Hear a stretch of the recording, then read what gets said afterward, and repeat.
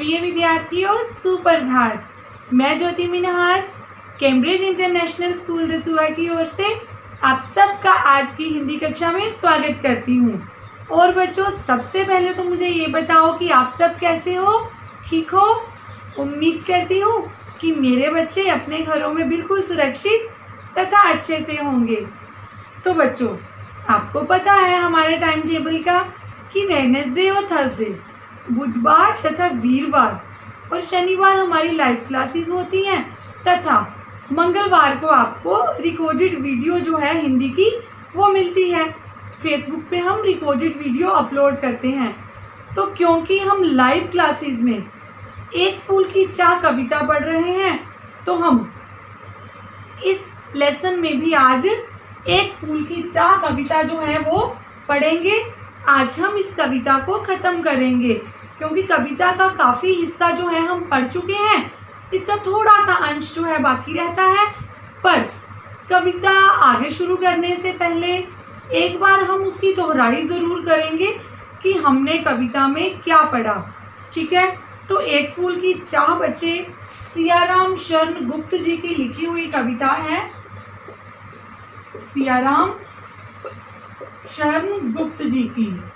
उस दिन आप में से कुछ बच्चों ने शर्मा लगा दिया था, तो इसलिए मैं नाम जो है वो दोबारा लिख रही हूँ कि एक फूल की चाह जो कविता है वो सियाराम शरण गुप्त जी की लिखी हुई कविता है। और एक फूल की चाह, चाह मतलब इच्छा।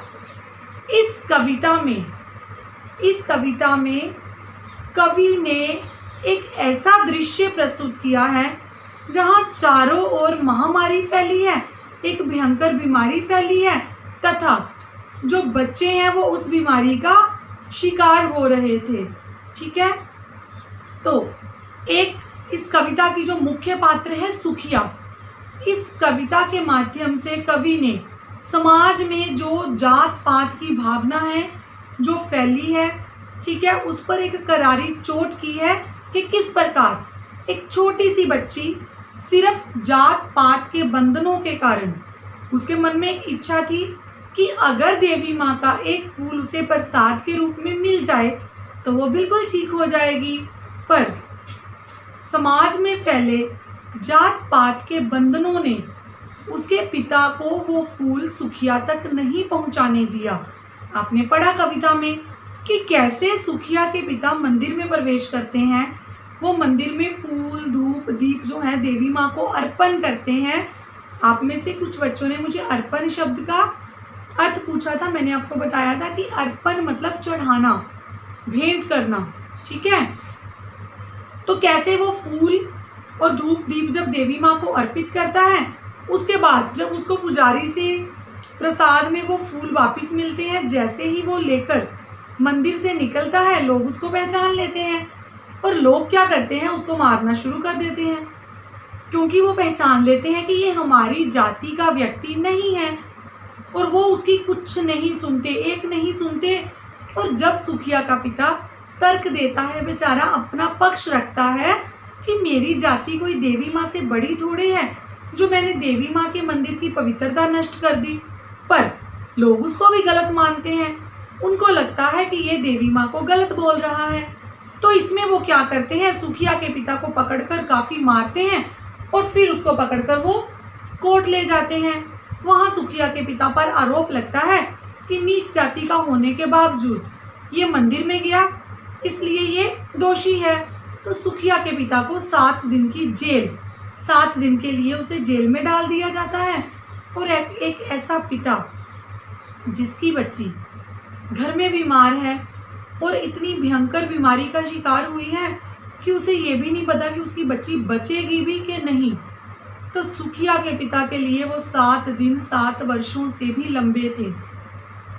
हर समय उसकी आंखों से आंसू निकलते थे कि कब मैं घर जाऊं और अपनी बेटी को देखूं कि वो ठीक है कि नहीं। अब हम अपनी कविता को आगे पढ़ेंगे कि सुखिया के पिता जब अपने घर वापस पहुंचते हैं जेल से छूटकर, जब उनकी सजा खत्म हो जाती है और जब सुखिया के पिता घर पहुंचते हैं तो घर पर कैसा माहौल था, उनकी बेटी ठीक थी कि नहीं। दंड भोग कर जब मैं छूटा, पैर न उठते थे घर को, पीछे ठेल रहा था कोई, भय जर्जर तनु पंजर को, पहले किसी लेने मुझको, नहीं दौड़कर आई वह, उलझी हुई खेल में ही हाँ, अब की दीना दिखलाई वह, दंड भोग कर जब मैं छूटा। बच्चे दंड कसूर दोष। तो सुखिया के पिता जब अपना दंड भोग कर, अर्थात उन्हें जो 7 दिन की जेल की सजा थी जो मिली थी जेल में, जब वो सजा काटकर अपने घर वापिस आते हैं तो वो क्या कह रहे हैं कि मेरे पैर नहीं उठ रहे थे, अर्थात जब मैं जेल से छूटा मेरे पैर आगे नहीं बढ़ रहे थे, मैं आगे नहीं बढ़ पा रहा था, पीछे ठेल रहा था कोई। ठेलना, पीछे को धकेलना। कहता जब मैं जेल से छूटा मैं आगे को नहीं जा पा रहा था। बच्चों वो आगे नहीं जा पा रहा था, पर क्यों? क्योंकि उसके मन में एक डर था। सुखिया के पिता आगे क्यों नहीं जा रहे थे, या जेल से छूटने के बाद वो अपने घर क्यों नहीं जा पा रहे थे, उनके कदम जो हैं वो आगे क्यों नहीं बढ़ पा रहे थे? क्योंकि उनके मन में, ठीक है, ये आपका प्रश्न भी बन सकता है 2 अंकों में, क्योंकि उनके मन में एक डर था। ठीक है, वो डर क्या था कि उनकी बेटी ठीक होगी या नहीं। सुखिया ठीक होगी के नहीं। ठीक है, तो सुखिया के पिता जब जेल से छूटकर घर जाते हैं, उनके कदम जो हैं वो आगे नहीं बढ़ते, पीछे ठेल रहा था कोई। उनके कदम इस डर के कारण आगे नहीं बढ़ रहे थे कि जब मैं घर जाऊंगा मेरी बेटी ठीक ठाक होगी कि नहीं, और उनके मन का एक डर जो है वो उन्हें पीछे धकेल रहा था। उनके मन का डर उन्हें पीछे धकेल रहा था। भय जर्जर तनु पंजर को, जर्जर नीच अन्यायी, भय डर। कहते एक छोटा नहीं मतलब तुच्छ, एक नीच, एक घटिया, वो उस ख्याल को घटिया कह रहा है जिसमें वो ये सोच रहा है कि उसकी बेटी ठीक होगी कि नहीं। तो कहता वो घटिया ख्याल जो है, जर्जर नीच, वो नीच ख्याल, मेरे मन में ये घटिया ख्याल नहीं आना चाहिए, पर मेरे मन में बार बार एक घटिया ख्याल आ रहा है, मेरी बेटी ठीक होगी कि नहीं।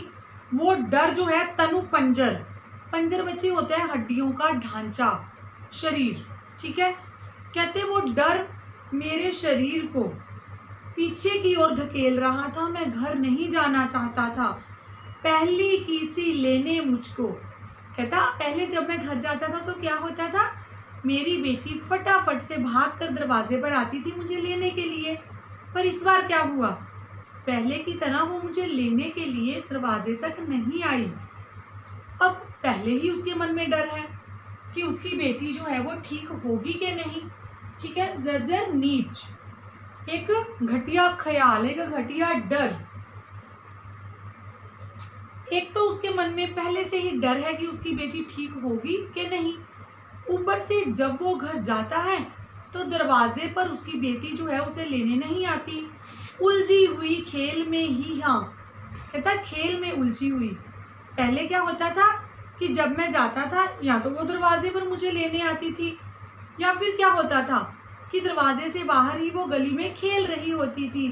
कहता इस बार ना तो वो मुझे दरवाजे पर लेने आई तथा ना वो मुझे गली में खेलती हुई दिखलाई दी।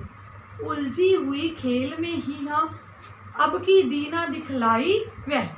इस बार तो वो मुझे खेल में उलझी हुई भी दिखलाई नहीं दी। उसे देखने मरघट को ही, मरघट बचे शमशान, शमशान घाट। ठीक है, मरघट जहाँ चिता जलाई जाती है, मृत शरीर जलाए जाते हैं, मरघट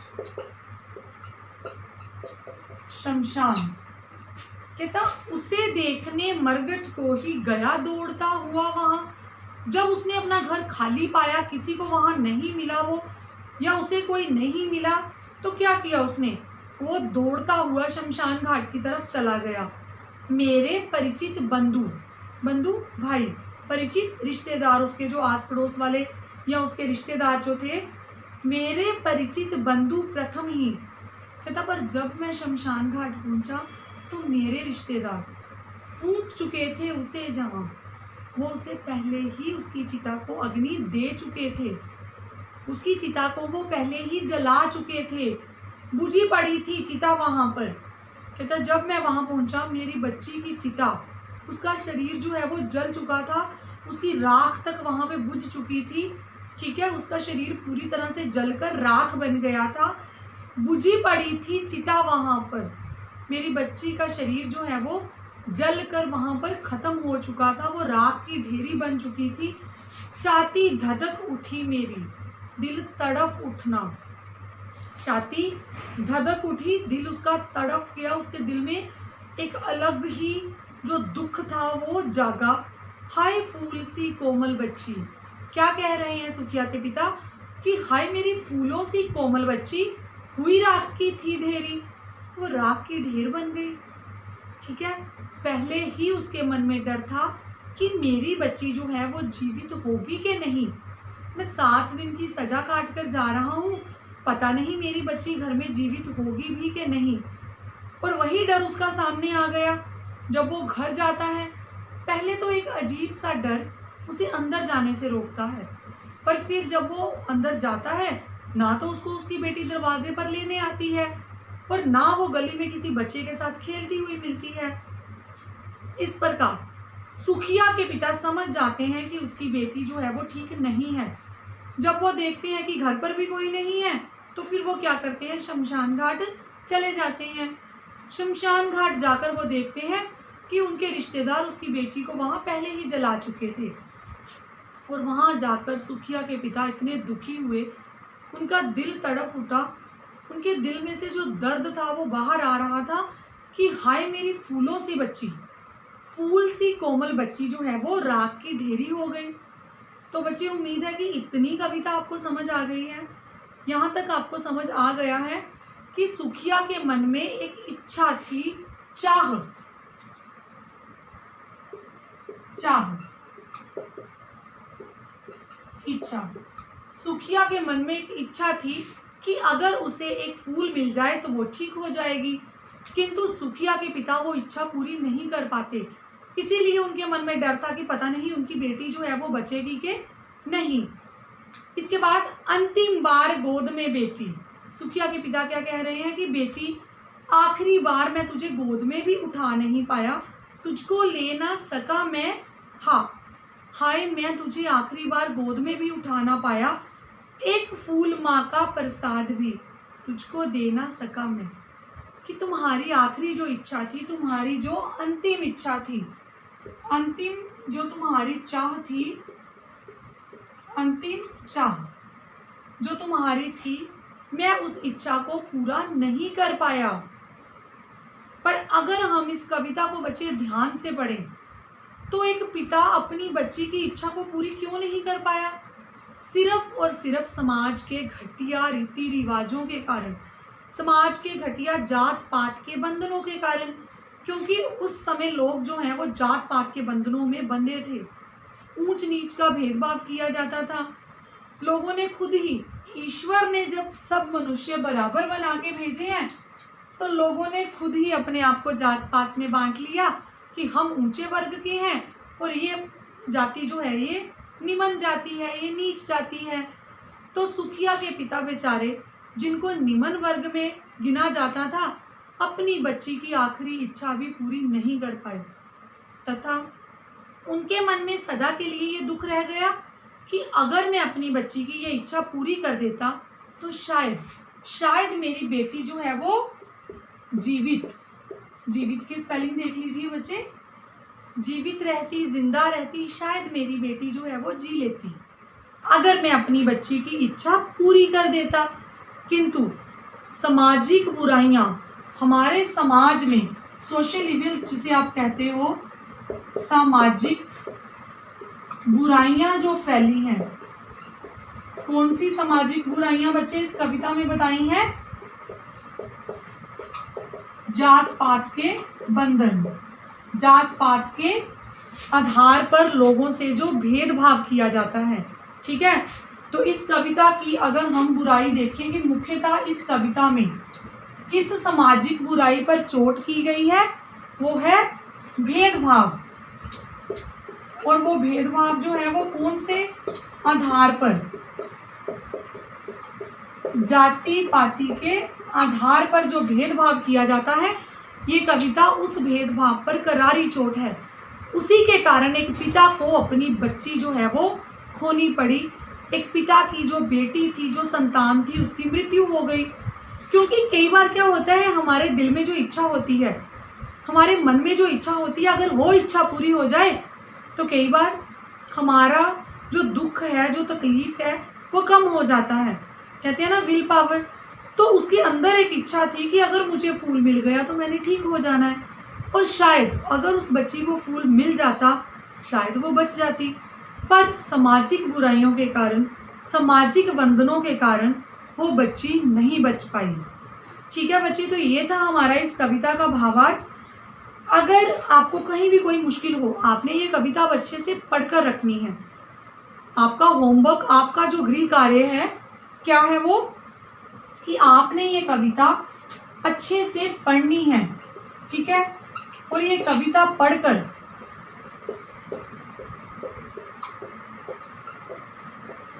ठीक है, कविता पढ़कर जो भी मुश्किलें आए, जो डिफिकल्ट वर्ड्स हो, आपने अपनी नोटबुक्स पे लिख कर रखने हैं। और जब हमारी नेक्स्ट लाइव क्लास होगी, तब मैं आपके वो सारे जो डिफिकल्टीज हैं, जो भी आपकी प्रॉब्लम्स हैं, हम पहले उस पर चर्चा करेंगे। ठीक है, अब हम इस कविता के जो प्रश्न उत्तर हैं, ठीक है, इस कविता के जो प्रश्न उत्तर हैं, हम उन पर चर्चा करेंगे। प्रश्न उत्तर जो है आज डिस्कस करेंगे। तो हमारा जो उद्देश्य है, कविता का भावार्थ समझाना। कविता हमने खत्म की, अब हम प्रश्न उत्तरों पर चर्चा करेंगे।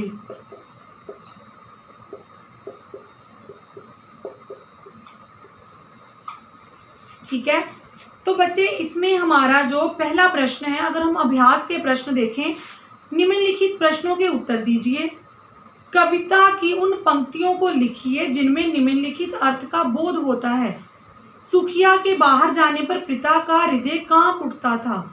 ठीक है, तो ये आपने कविता पढ़कर कविता में जो पंक्तियां दी गई हैं, आपने वो पंक्तियां लिखनी है। जैसे कि इस प्रश्न की जो पंक्तियां हैं वो सेकंड पैराग्राफ में है। नहीं ठहरती वह पल भर, मेरा हृदय कांप उठता था, बाहर गई निहार उसे। सेकंड पैराग्राफ में जो दो पंक्तियां हैं वो आपने यहाँ पर लिखनी है। ठीक है, जो पंक्तियां इस भाव को स्पष्ट कर रही हैं, आपने वो पंक्तियां लिखनी है।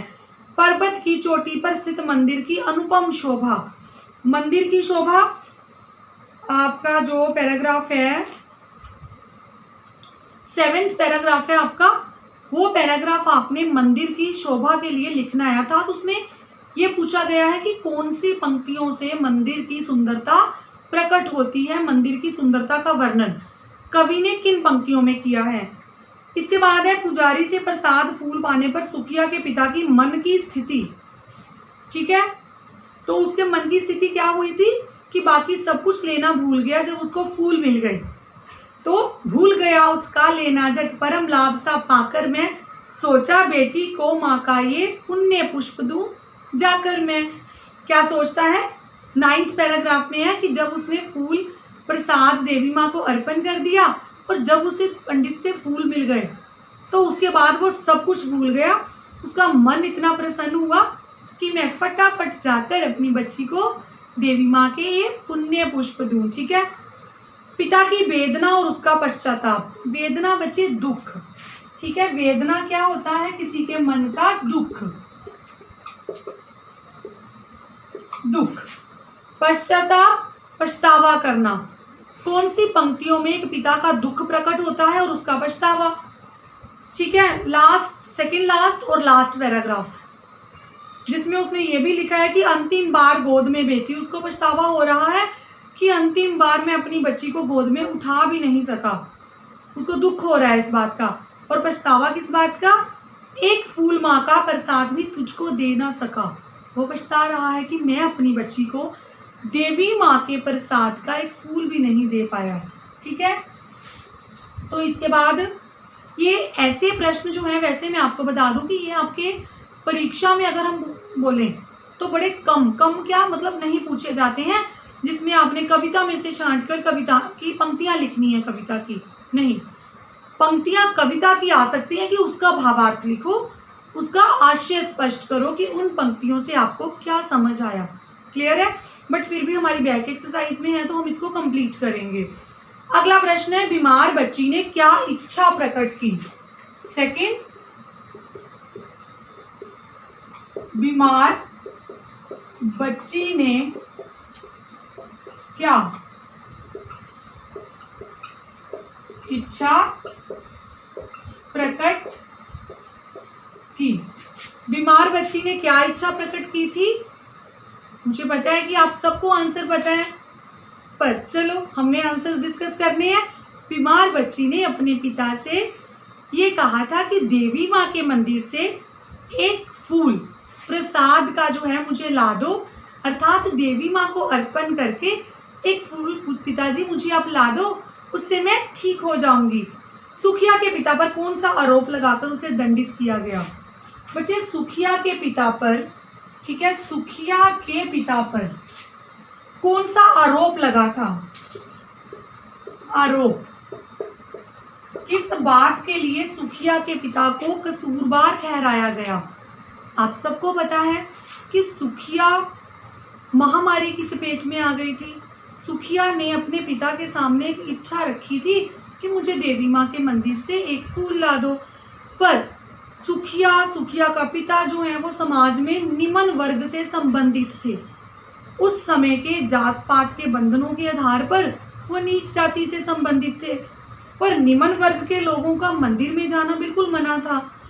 तो इसलिए सुखिया के पिता जब मंदिर में प्रवेश कर जाते हैं और जब लोग उन्हें पहचान लेते हैं तो लोग इस बात पर सुखिया के पिता को दोषी मानते हैं, कसूरवार मानते हैं कि इन्होंने सामाजिक जो नियम है उसको तोड़ा है, क्योंकि उनकी जाति वाले लोगों का मंदिर में जाना मना था, पर वो मंदिर में जाते हैं। इसलिए क्या करते हैं वो कि इन्होंने सामाजिक नियमों को तोड़ा है, तो इसलिए उन्हें दोषी करार दिया जाता है। हमारा जो अंतिम प्रश्न है बच्चे, इस कविता का केंद्रीय भाव अपने शब्दों में लिखिए। ठीक है, इस कविता का केंद्रीय भाव, केंद्रीय भाव बच्चे क्या होता है? मूल भाव। केंद्रीय भाव, केंद्रीय भाव क्या होता है? मूल भाव। केंद्रीय भाव को अगर आपको आ जाए, इस कविता का संदेश अपने शब्दों में लिखिए। ठीक है, इस कविता का संदेश अपने शब्दों में लिखिए। इस कविता का केंद्रीय भाव अपने शब्दों में लिखिए।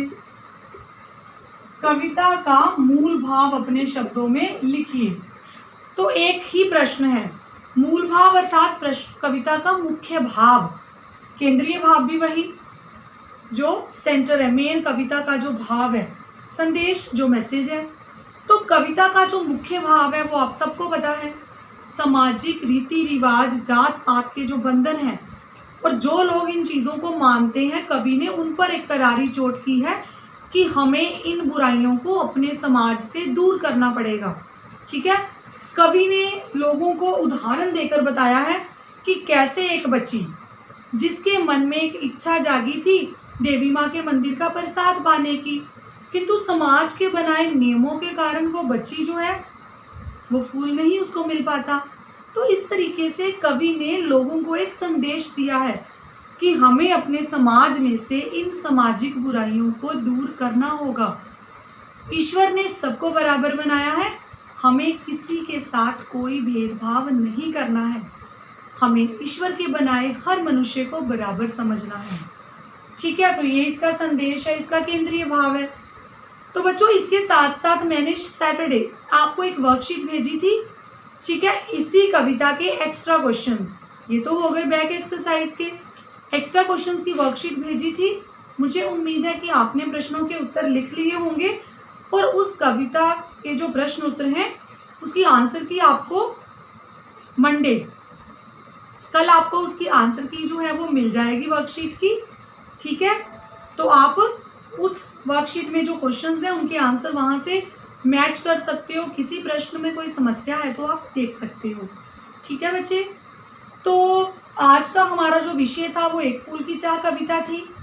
कविता का थोड़ा सा हिस्सा रहता था, आज हमने वो ख़त्म करना था और हमने वो हिस्सा जो है ख़त्म कर लिया। हमारी एक फूल की चाह कविता जो है वो ख़त्म हो गई है, उसके प्रश्न उत्तरों भी हमने चर्चा कर ली।